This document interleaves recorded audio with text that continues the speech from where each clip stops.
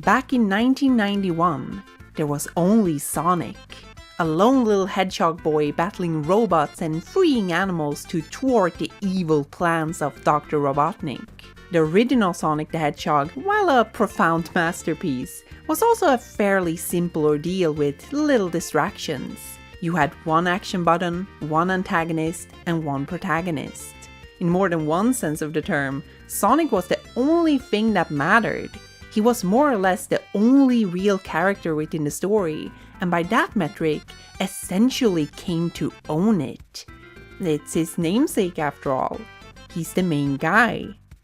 The only guy.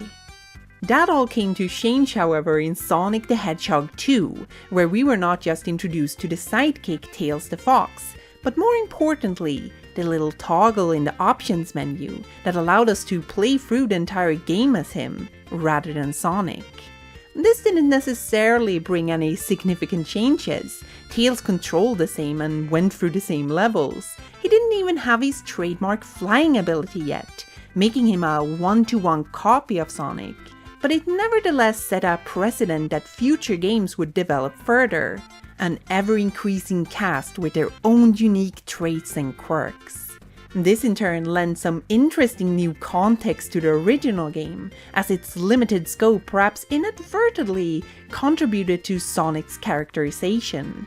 Since the franchise is his, the first game a solid blueprint for the series' identity, and every new character introduced as a means to deviate from that mold, Sonic himself and how he plays is defined as the default standard. The main attraction, so to speak. This does bring with it an unspoken question though. Since Sonic as a character constitutes some sort of normativity that all of his pals deviate from, whose perspective are we missing in the first Sonic game's narrative? That question is impossible to answer, as there are no other perspectives available to us, and we really don't have any reason to question the portrayed events. But it at least makes us aware of our limited view on the narrative. We participate in this tale from Sonic's eyes, which are absolute for lack of alternative, and simply has to be taken at face value. And like this is demonstrably an idea introduced early on in the series' history, even though it may not have been present in the first game, just a few years later, Sonic and Knuckles was sold on playing as then antagonist Knuckles the Echidna in not just this new game, but previous entries as well. The funky lock-on technology allowed us to see that there was another story told in this world, one where we followed Knuckles on his adventures, traversing the levels differently from Sonic and accomplishing other goals. It's a super cool and supremely interesting way of actively recontextualizing old games by lending them a new viewpoint. And I'm confident in saying this constant challenging of the foundations was a main focus in the early days of the franchise. Back then, a new entry was not only synonymous with introducing new characters to us, half of the time, those were also playable ones. Further taking focus away from Sonic by playing around with the newcomers and their strange mechanics. This perhaps hit its peak in Knuckles Chaotix, which is so enamored with how new characters help distance us away from Sonic that he isn't even playable in it. Instead, we have weirdos like Mighty the Armadillo, and so many other guys that you have to play as two of them at the same time to mitigate the overabundance. This shit is unhinged. I love it. Knuckles Chaotix is a pretty cool game, you know. It does, however, present this strive of widening the scope of Sonic in a rather derivative way, as in, it's still Sonic in all but name. Even though you don't play as him, his presence is nevertheless felt throughout, as all characters function in mostly the same way as him, with their distinctions little more than flavor adjustments on the core formula. Despite the wide cast, your choice between them is so trivial that it's presented through a crane game, leaving the decision partly up to chance and their quirks as more of a fun, chaotic variable in the mix. Very fitting considering the name. This in turn makes these characters somewhat expendable, not necessarily in a bad way, as it plays nicely into the theme of teamwork and incentivizes experimentation. But it's at least fair to say that the narrative of Knuckles Chaotix has little focus on these misfits as individuals. In that light, the later Sonic Adventure is an interesting polar opposite to Knuckles Chaotix. Adventures echoes the same strive as Chaotix of expanding the universe away from Sonic by focusing on the unique traits of their present cast. But it's achieved through such a different approach that the two come off as completely alien to each other. In Chaotix, you alternate an ensemble cast of Sonic-adjacent characters in an explicitly non-Sonic game, while in Adventure, you're instead playing a Sonic game with a cast of non-Sonic characters, largely detached from the familiar core of the main character. This similarity doesn't feel like a coincidence, as it's both consistent with an idea of expanding the series and follows a direct through line from the very first game.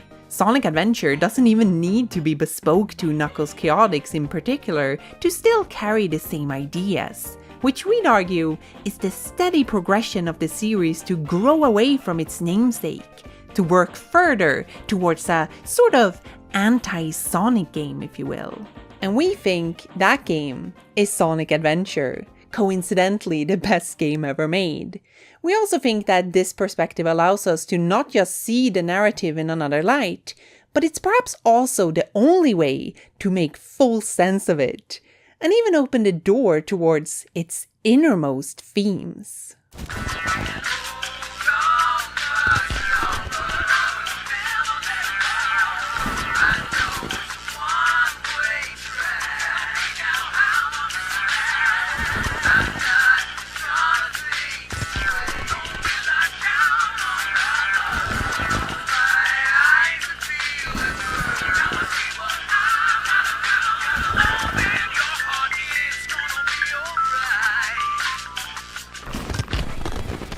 For the uninitiated, Sonic Adventure was arguably the first 3D Sonic game, released as a launch title for the late and great Dreamcast back in 1998 for Japan and 99 for the rest of the world. In this game, you initially play as Sonic in three-dimensional approximations of its classic momentum-focused game concept, on a quest to stop Dr. Robotnik, now Eggman's plans to build his own empire, with the help of ancient god of destruction Chaos, whose powers are derived from obtaining Chaos Emeralds. This in turn leads to a race against time to recover and secure the emeralds, before Chaos's power grows too great. A task that predictably ends in failure, resulting in Chaos's full awakening and the decimation of Central Hub Station Square, ending the game on a climactic confrontation between Super Sonic and Perfect Chaos. In between these plot points, the player will partake in completely different stories, or even games if you will, where they explore the same events from the vantage point of 5 other characters, who interact with the world differently from Sonic. In the process, accomplishing other goals and experiencing other adventures. At surface level, this is essentially just a kid's game about good overcoming evil, the virtues of friendship, being true to yourself, and the dangers of pent-up emotions. Most of which is purely textual. However, a lot of it is conveyed through the system of playing as different characters, with their own perspectives. That feature more or less automatically grants Sonic Adventure an additional theme of understanding, as we are more or less forced to sympathize with and acknowledge all main actors within the story. And I think we should hold on that for just a moment and actually look at this part a little bit more closely. Approximately 53 minutes more closely. Sonic Adventure is entirely structured around its various playable characters, not just mechanically, but narratively as well. Each of them represents a different kind of level goal, which in practice may lean closer to complete genre shifts than just being slight quirks on Sonic's campaign. This means that switching from one character to another may potentially be a bit jarring. However, this is somewhat alleviated through cohesion and progression. Cohesion in that you're playing as familiar faces in the same worlds, with their stories set concurrently with everyone else's. progression in that your access to them is carefully controlled to slowly branch out from the blue blur. Starting out, you can only play as Sonic, mandating his playthrough as your default standard one. After the introductory level, we are introduced to Tails, and by that merit, allowed to play as him, meaning you must encounter a character in another one's story to unlock them. For both Sonic and Tails, the next critter they encounter is Knuckles, which means the main three characters of the franchise are the logical 1-2-3 progression of this game. It's not mandatory, but the inclination feels pretty clear.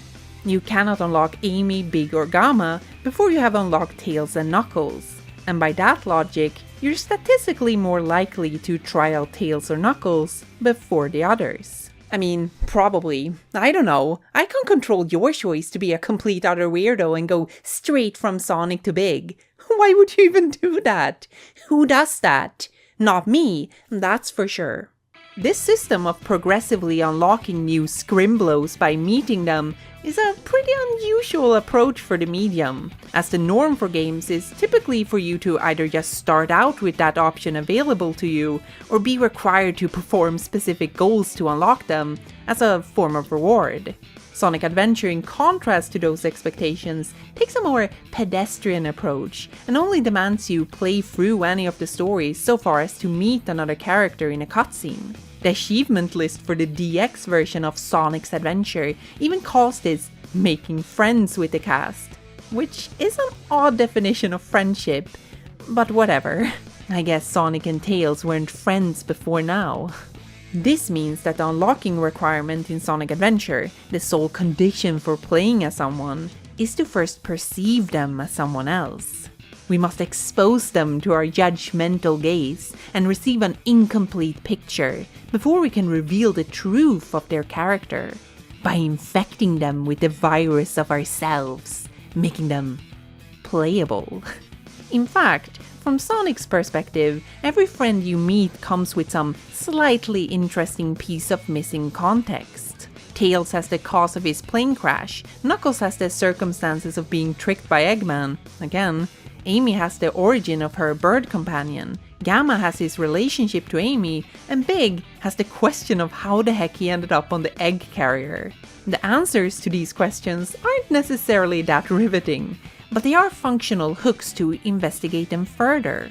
Moreover, this missing context confronts how Sonic's perspective on the narrative is not all-encompassing, rather, it's incomplete.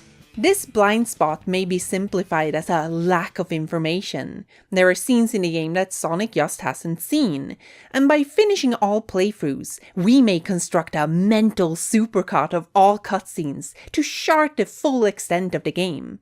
In fact, it's all cohesive enough that you probably could do this in your head. See, when playing through Sonic Adventure, the numerous level trips and piling amounts of cutscenes will make it hard to remember the specific minute details across the various storylines. More likely than not, you will just take it all at face value, loop back around to a previously observed character encounter, and not question it at all. In the process, completely missing what is flying past your eyes. The fact that these are not the same cutscenes at all. The game merely tricked you into thinking so. To illustrate this, let's quickly compare a few cutscenes. For example, the encounter with the Egg Hornet will feature either Sonic or Tails confidently standoffish against Eggman, depending on who is playing, followed by a boss fight where the player character takes on the not-so-good Doctor. This occurs again when Sonic and Tails meet Knuckles. Both Sonic and Knuckles fight each other in their respective stories, while Tails takes Sonic's role in his. This also includes different framing of the action. Knuckles, of course, has context for his violent outburst before it happens, in him mistaking Sonic's Chaos Emerald for a Master Emerald shard. But there is also this slightly comedic emphasis of Knuckles punching, which is framed as cool for Knuckles, even cooler featuring a little replay for Tails, but unremarkable for Sonic. Finally, the cross-section of Sonic, Tails, Amy and Gamma meeting on the deck of the egg carrier is a feast of small inconsistencies. Gamma's introduction has this badass close-up in Sonic's version, while Amy and Gamma's conversation is completely cut from Tails' perspective. Primarily, Tails is once again portrayed as the one fighting in Sonic's stead, with the battle cut short in every story by Amy, who's addressing the subject character of that specific playthrough. These scenes revolve around boss encounters that differ depending on who you're playing as, sometimes pitting one friend against another. And while they all conclude the same way, there is a massive discrepancy in the whys and hows that make the full picture unclear. But as we also noted, there are other little changes within the scenes, which are both overt and surprisingly subtle. This goes down to aspects like the camera shots and timing, but perhaps most interestingly, the dialogue, which will further emphasize the game's colorful personalities through little word variations and inflections. So in the English version of Sonic Adventure, every scene where two player characters meet will play out with unique dialogue for both variations. Even if the same idea is conveyed, it is being expressed in alternate ways depending on who is perceiving the scene in question, making the given protagonist a filter through which we experience the world. In practice, this means that all scenes are re-performed by the voice actors for each storyline. Admittedly, this is likely the result of a messy and unorganized localization effort that retranslated the same lines from Japanese on a case-by-case basis, necessitating individual takes to be recorded when those initially identical lines suddenly changed. Reportedly, the actors were just handed lines out of context with bare-bones minimal direction, so I won't question this. It should be clarified, however, that the scene dialogue still does change in the original Japanese version of the game as well, just to a lesser extent than the all-encompassing English localization. I clarify this to acknowledge that the differing voice lines, to the extent they're present in the version we're familiar with in the West, is probably not a fully intentional inclusion. I do, however, not feel that the potentially accidental nature devalues its contribution to what I'm trying to argue. On the contrary, I think it's a wonderful addition that opens up for even more depth in this interpretation. It's small things like how Eggman's inflection comes off as slightly more buffoonish and ridiculous from Sonic's perspective. You ready, Chaos? Let's go find the next emerald. Come on!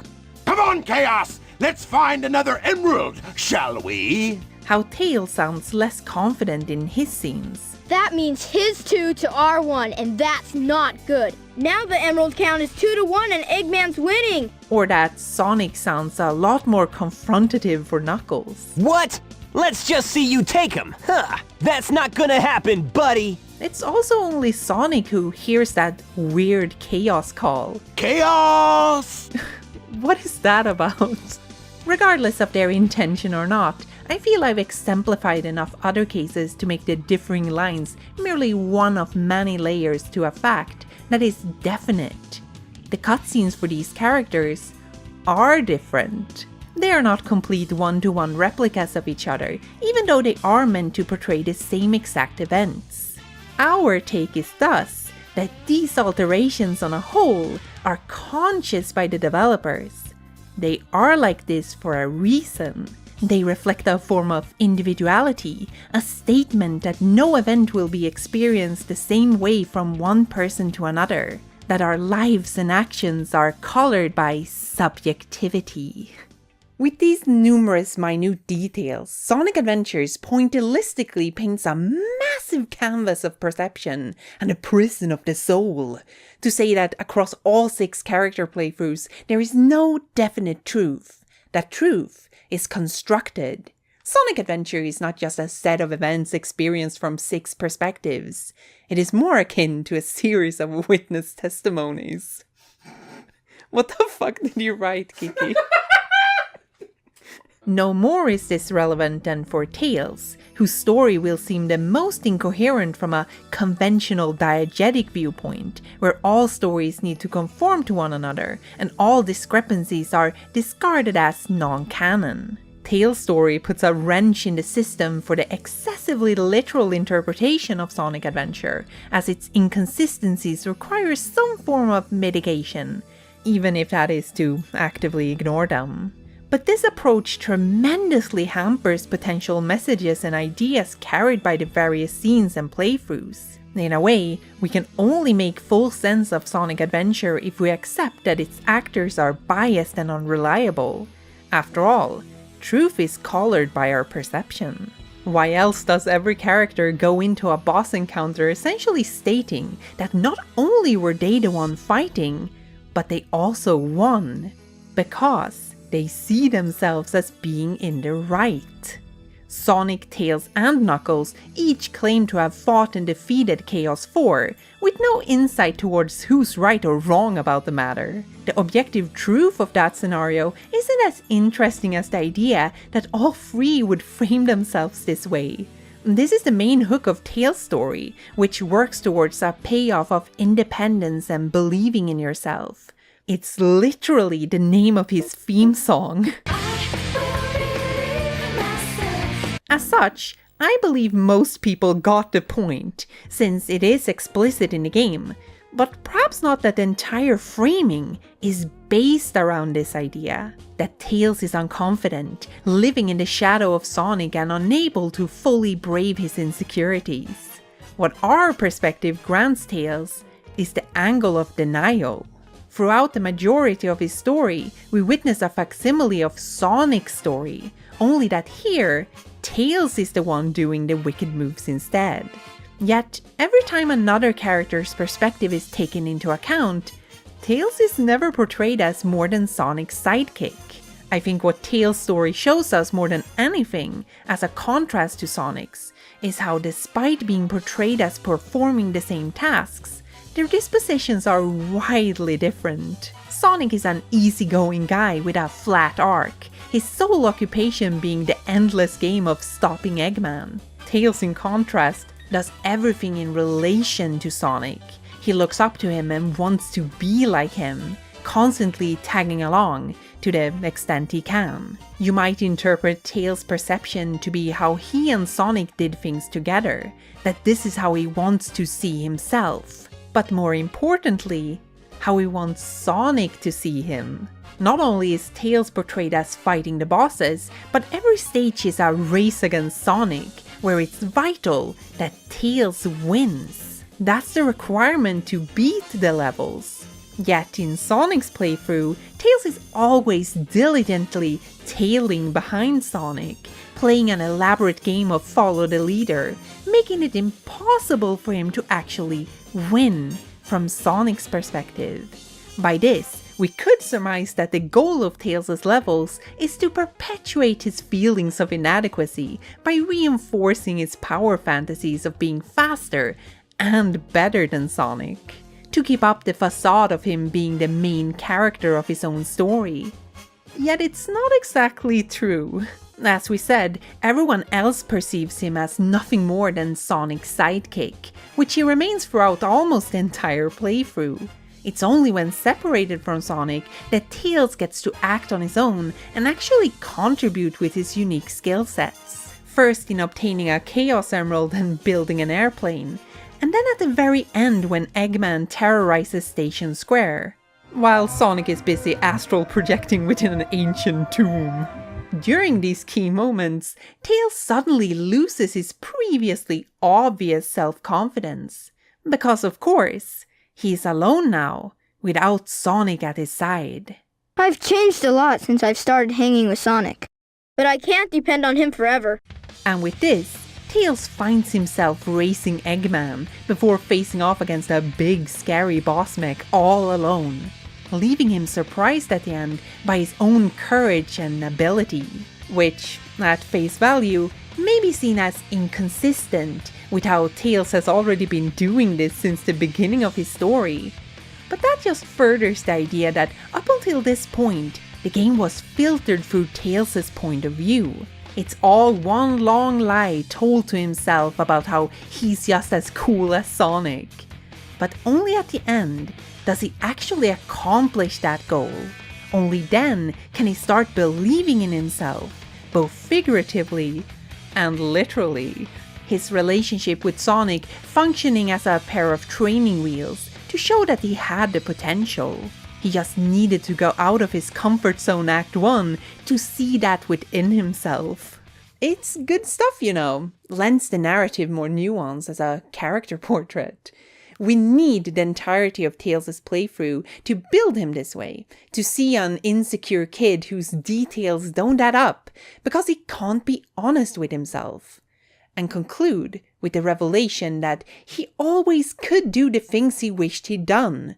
He just needed that little push. By applying this lens to the other playthroughs, we gain further insight into the portrayed characters. Amy, for example, has the most hilariously exaggerated perspective difference when she completely misses the giant nuke heading towards her, instead just hopping onto a train and leaving Tails to take care of business. But that's just the sort of magic that lurks in these scene comparisons. We also have Amy's encounter with Sonic, which says a lot in the little nuances between them. When you play as Amy, Sonic will straight up run away from her when they meet, with her complaining that she can't run as fast when she catches up to him. Additionally, when you're Sonic, Amy will rush headfirst into Twinkle Park, where cute couples get in for free, while Amy's perspective has her patiently waiting at the elevator. It's a pretty curious observation that frames Sonic in a surprisingly rude light. I guess you might say Sonic's urgency to reunite with Tails and stop the egg carrier is perceived as impolite for Amy, who has no context of why Sonic is in Station Square to begin with and what he's even doing there. But on the other hand, this heavily plays into an overarching theme for Amy's story. See, before Sonic Adventure, Amy had mostly been defined as one of several Sonic side characters who featured sparsely in one game, before being an ensemble addition for spin-off titles like Sonic Drift, where she's in a cute little car. In Sonic CD, she fangirled over the #1 Hedgehog boy for approximately 4 seconds before being kidnapped, and only at the end do we get to faintly glimpse her again. Her impact was about as slim as her screen time, and it's no wonder she was soon forgotten after her introduction. To say the least, Amy was an expendable character who you'd be forgiven for never even having heard about back in the late 90s, to the extent where her storyline in Sonic Adventure features a brief flashback to Sonic CD to re-establish her previous relationship to Sonic, for anyone out of the loop. But this equally hammers home that relationship as central for her story. Amy is typically characterized as hopelessly enamored with Sonic, constantly chasing his affection in the most literal sense, without receiving much in return. In Amy's introduction, this idea is reinforced by her longing for the adventures and excitement she had with Sonic in the past, meaning she needs Sonic to escape her boring, mundane life. Or at least that's what she thinks. It's actually quite interesting how Amy's previous characterization forms this starting point for her, because it's one she actively works against and grows out of during her story. In a way, this part of Sonic Adventure acts as a critique against how Amy had been portrayed up until this point. Her being the most unassuming character in the returning cast means we find her in a non-fantastical situation, living a regular everyday life in Station Square, buying groceries.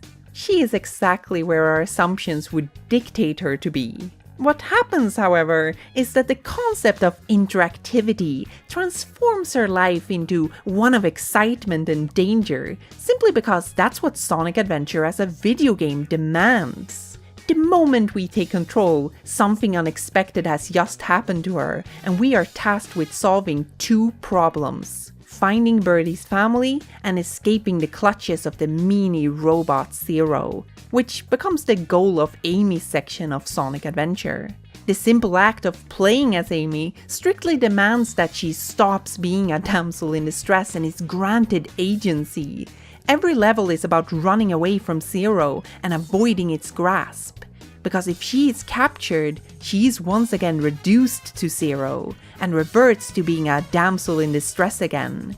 Game over. Because of this, the course of the game evolves Amy as a character, having every level be about how she does things on her own, with the story eventually concluding with Zero defeated and Birdie reunited with his family. In this way, perception has a transformative quality in Sonic Adventure. By focusing on a particular friend's life and finding out more about them, they not just become fleshed out by what we learn, but what they're suddenly required to do. When Amy is kidnapped in Sonic Adventure, Sonic's perspective has him boarding the egg carrier and finding her again after some extensive efforts. But from Amy's perspective, she quickly breaks out and has an action stage of her own before sort of stumbling into Sonic again and hitching a ride home with Tails. To Sonic, this looked like him saving her, but for Amy, she essentially did most of the work herself. It even forms the point where she realizes that she needs to be more independent. Heck, we don't even see Sonic again until the final story. And when they later reunite in Sonic Adventure 2, Amy breaks him out of jail, completely reversing their classic roles. Now that's character development. As such, Amy's story, by virtue of being Amy's story, shows us her world and what she experiences, in the process making her an unlikely hero, even if that is never acknowledged by anyone else in the game. She is one because we follow her intimately, track her journey and see the moment where she gains her independence. We can only know this aspect of Amy by being her and seeing what she sees. This quality of character growth is at its most potent with the story of E102 Gamma, who presents the outer boundaries for who can be a protagonist within Sonic Adventure. Gamma is one of Eggman's countless robots, one of the goons, faceless and replaceable with no hint of agency, the furthest we can get from Sonic the Hedgehog. Which is precisely why this friend is so alluring. Gamma is unexpected, unconventional, and by far the most mysterious playable character from the outset. There is evidently something more to this gay robot than meets the eye. Superficially, that may be the novelty of playing as the villain and using a gun in a Sonic game, but we feel there's something else of interest here.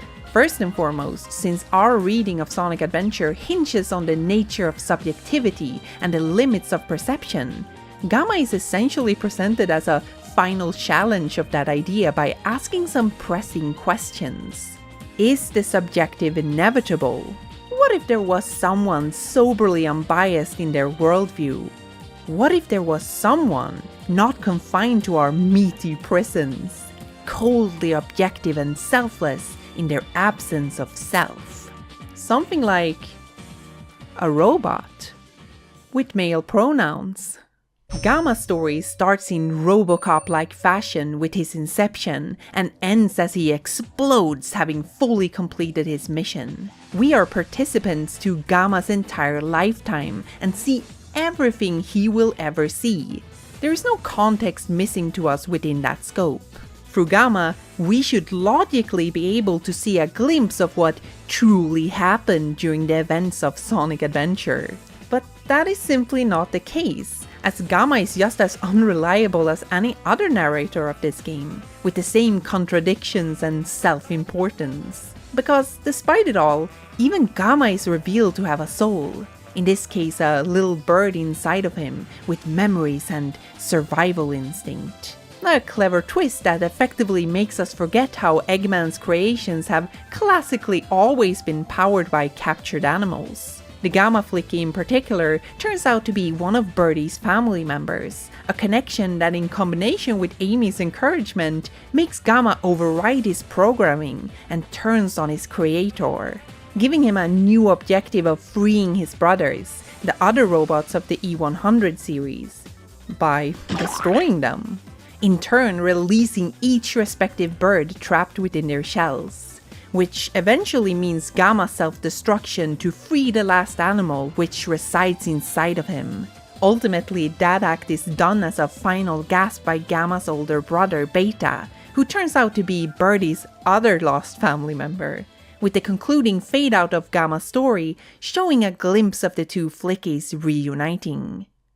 Through this, we understand that Gamma's perception, the life we just witnessed, was merely a piece of a greater whole, that there was a part of Gamma that was around before his existence, and which is now continuing on after his demise. Yet, what is specifically Gamma, the aspect we have followed, is limited by the boundaries of this incarnation. This bird can only be Gamma, so long as this bird is Gamma. In the final chapter, Gamma shows up again, but living a new life as the freed bird. We are unable to re-inhabit them, punctuating that our robot friend's tale is over, and that our time spent as him is up. In a sense, this outside perspective on Gamma and the nature of his story may reflect on Sonic Adventure as a whole. When we start playing as a character and follow their life, we take control and guide them towards a given endpoint, at which we leave and can then only spectate their further actions from outside, from another's point of view.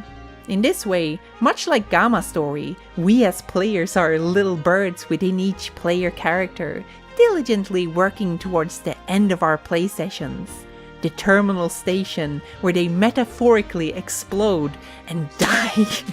After all, there is only one thing truly consistent between all playthroughs of Sonic Adventure, and that is us, our perception that partakes and witnesses the perception of everyone else.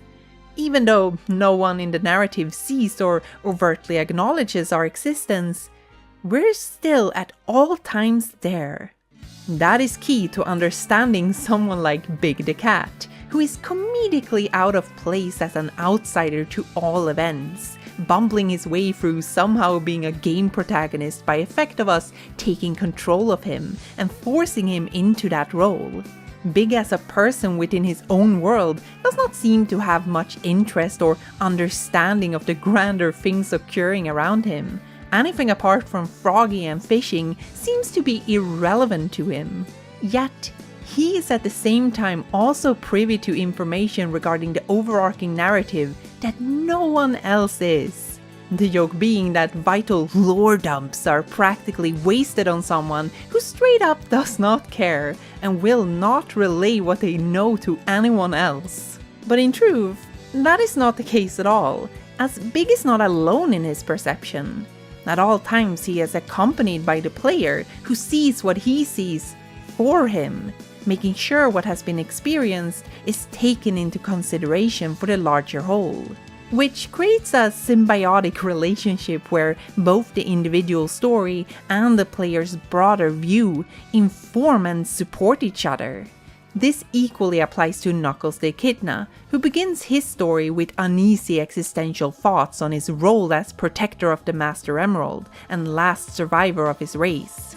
His doubt and negative emotions is what seemingly awakens Chaos, who up until this point has been lying dormant within the Emerald. Upon escaping, Chaos shatters his old prison before swiftly disappearing, symbolically disrupting the balance of Knuckles' life. After which, hilarity ensues.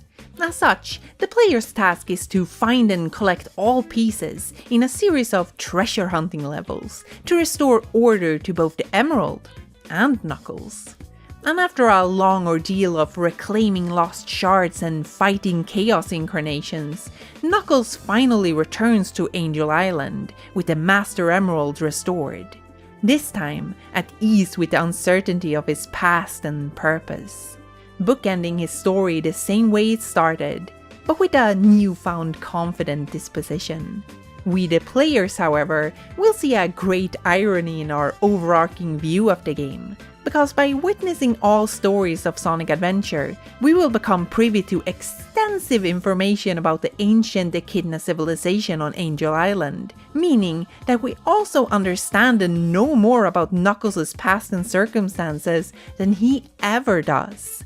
Through cumulative context, we can figure out that the Echidnas were driven to extinction by Chaos's rage, that the Master Emerald must be protected to prohibit that from happening again, and that it resides on Angel Island because it's the remnants of their old civilization. But that is just us as silent spectators. This information, which is so vital to Knuckles, is ironically unattainable to him, as he can never reach outside himself. his circumstances forever eluding him, despite the answer definitely lying somewhere out there. We should know. We've seen it. That background leads us to who is by far most reliant on the player's broader scope of perception. Tikal, the echidna girl from ancient times, whose story is inherently tied to chaoses. While Tikal may appear in spirit form during the game to offer guidance to players, she doesn't gain much narrative focus until we've played through all stories and unlocked the secret final one. In a way, she's the 7th character we get to follow in Sonic Adventure, never actually controlling her, but nevertheless seeing her experiences and who she is. However, Tikal's perspective is scrambled and spread out over all playthroughs, in the moment acting more as untimely tangents than valuable and meaningful insight. Vague little snippets that don't say much on their own and mostly confuse our friends when they happen. Which I'd say is the point. Although all of Sonic Adventure's actors stumble upon Tikal at least once, none of them gain a full view of her life, and no attempt could meaningfully be made by these goobers to piece it all together. They barely acknowledge these visions to each other, and at the end, I get the feeling Sonic is mostly just going along with everything because he gets the basic gist of it. Meaning, Tikal's story is completely meant for the player to see, as an observer of all perceptions. When we play Sonic Adventure, we use its characters as vessels to interact with and spectate small stories that, while disjointed, are meant to be experienced as a whole. What these people see is not fully meant for their eyes. It is more so meant for the player, who will have a larger context through making connections between the witnessed events. Tikal is the unifying factor across all stories, whose scenes mean little on their own, but way more when taken as parts of a greater whole. To even play the final story, we are required to have partaken in all of the main ones first, to both make sure they are concluded and that we have gotten a clear enough view on Tikal before we fully explore her.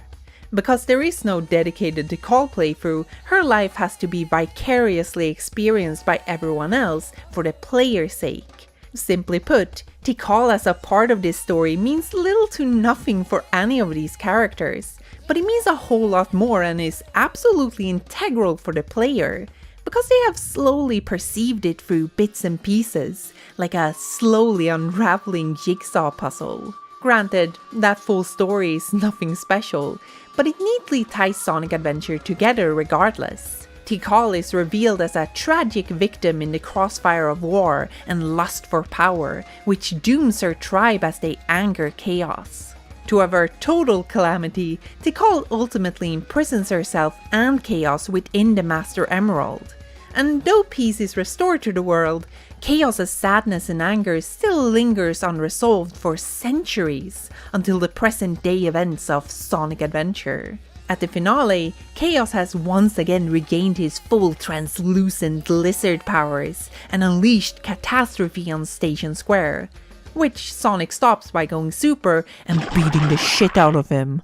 Chaos reverts to his big drip form, sees there's good in the world somehow, and contently departs with Tikal to the heavens. The end. Really, Tikal's tale isn't actually that important or interesting for the observation we're making here. It's more so the fact that this conclusion is conveyed metatextually by hinging on knowledge only the player is aware of. Which is really neat, because this kinda requires us to understand and acknowledge the player as a vital part of this story, as someone who sees everything and can make sense of the game's full narrative by connecting all the dots. At the end, Sonic has diegetically only seen flashes of the moment where Tikal's father, Pachacamac, angers Chaos and she is forced to contain the raging god within the Master Emerald, completely missing all of the scenes his peers witnessed. Yet when they finally meet in the present, Sonic knows Tikal's name despite never learning it, and asks no further questions about her background, seemingly indicating that somehow he just knows her entire story. This makes no sense if we are to consider Sonic's perception as closed to himself, But the player will likely not question this disparity at all, because Sonic is simply acknowledging what they have already learned long ago. He is stating the obvious to the only one for whom it matters: the player. As such, Tikal's story is presented as meaningless fragments to the game's characters, which need to be actively contextualized by the player, and when it's then time to spotlight her, the player's presence is so central in that exchange that the game can barely hide it anymore. It is at that point clear that Sonic Adventure as a tale of individual perceptions is counterbalanced by the fact that the player themselves is also perceiving it. That the characters are helplessly trapped within their own worldviews, but that there is simultaneously someone else who peers through their eyes, whom the game is communicating to. That no matter how self-contained these stories may seem, the simple fact that we are playing through them in one package makes them intrinsically connected to each other regardless. And we think that's a pretty neat way of looking at Sonic Adventure, which makes its narrative and message bloom in ways we think few people have considered before. Which is a shame, because despite its many goofy lines, strange scenes and inconsistencies, the format of 6 unique playable characters with this particular individualistic presentation evidently allows for some rich analysis and deeper discussions than it is otherwise given. Identifying how these characters experience the world through their eyes, with their own biases and priorities, will undoubtedly strengthen what is already there. And the way this lens applies differently based on who we're playing furthers the ideas around the concept itself. At the end of the day, I think highlighting the heavy reliance on the personal perception of each character in Sonic Adventure makes its stories more meaningful, as they become marinated in the mind juice of our furry friends, in turn reflecting even more of who they are and how they see the world. In this way, we expand the characterization of the game's actors by having them more directly pertain to each other, and by that merit, further distinguish their uniqueness, which allows us to understand more about them and the messages of their stories. As we have hopefully made clear through this video, after you have engaged with each individual character and their subjective realities, the game then in some sense expects you to puzzle it all together through your own perception. And while our perspective as the player will be more informed than that of Sonic and his friends, we still might never get the full picture. After all, we're only able to base our interpretation on their somewhat incoherent and contradicting accounts of what happened. At its peak, Sonic Adventure basically makes the player an invisible part of the cast, and in turn makes them question their own perception to the same degree at which we scrutinize the rest of the lineup. You've merely perceived other characters perceiving even more characters perceiving something else. What a mess! Like, it's not a lot, but through this lens, Sonic Adventure transforms from a collection of alternate perspectives on a single story to an anthology about people with striking differences fueled by personal problems and circumstances, which drastically colors their perceptions. The ease at which the game shifts between these perspectives and allows us to inhabit other lives juxtaposes with our own reality, highlighting the impossibility of fully peering beyond the self, but the importance in still trying. It reminds us that we are just parts of a larger whole, with people around us who have other experiences and backgrounds we may never fully know, to the extent that not even the moments we share are perceived the same. It is a humble and sobering message that shows the humanity, not only in ourselves, but in Sonic. Thank you for watching all the way to the end. Hope you enjoyed this little video, because we certainly did. And speaking of enjoying things, we often get comments about how we deserve more viewers and stuff like that. And I guess the easiest answer to that is a sincere like, comment, and subscribe. I don't think we have ever said that in a video ever, which is kind of weird being YouTubers and all that. We probably won't even say it again. But it makes a world of difference, and it will help us create more of these weird videos. So basically what we're trying to say is that you should be the change that you want to see in the world. Another way of helping would be to support us on Patreon, which a rough 200 of you have already done. Wow, that's a lot of people and a lot of names to read, so here we go. Jose Edmundo Saldasa Perez, Kalle Andersson, Supercharged, CEO of 9volt, All-Purpose Nobody, Athayet, Ben Clark, Bibi the Bitch, Coulter the Hyena, Dave Pickett, Dr. Puntgusher Esquire, Ember, Fran Rogers, Gage McColgan, Intonian, Joel Nilsson, Kane Kisaragi, Kitty Kong Facts, Klaus Morals, Matthias Grauman, MeowMix64, Mary Mello, Mr. Tellius, Mosling, Naive Bayesian, Nate Kiernan, Nishvat, Paper Lanty, TB Skyen, Box, Yami Shaggy, Abigail Nail, Andreas, Anonymous, Aria Soria, Billy Moran, Botch Frivari, Baba Kenzie, Kat Ari, Charles Goldhaber, Chloe, Chloe Strange, Chris Marshall, Cody Sis, Elisa Tantivi, Elliot Diebold, Ephemeral Mist, Erin Olivia, Ferris Feline, Floof Quist, Fjorn, Henrik, Hope, Il Caesar, Indigo Trans, Infernal Ramblings, Yayir Not, Yay Mission, Jellygod, Kadaf, Catherine Jibes, Kiki Sylvie, Kirupsi, Marika, Marby, Mike Negrelli, Minced Fish, Mitch Haley, Nathan Schaff, Passion Tentacle, Praxibedel, Saxon, Scott from Nerdsync, Shogun, Silk Moth, Silly Rookie, Skyhoppers, Sleepy Slug, Suitcase, Surashu, Silva Rugata, Talia Parkinson, That Queer Birdman, Tobias Mattsson, Twinbee the Tailmeister, Tyler Crowley, VG, and Vexelbun.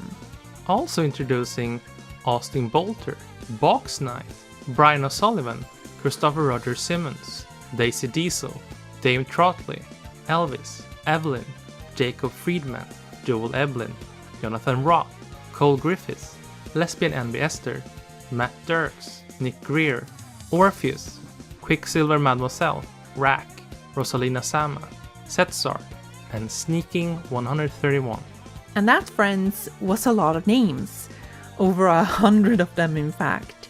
And this is a great problem to have. Last spring we actually changed the readout system because we hit 100 supporters. And these outros got really long. And it seems like we're about to hit that wall again. Mind you, like I said, it's a really good problem to have, but we'll probably have to change things around at some point. You know, so the end parts aren't longer than the videos themselves. We'll see what we'll do. Let's talk about it more on Patreon later or something.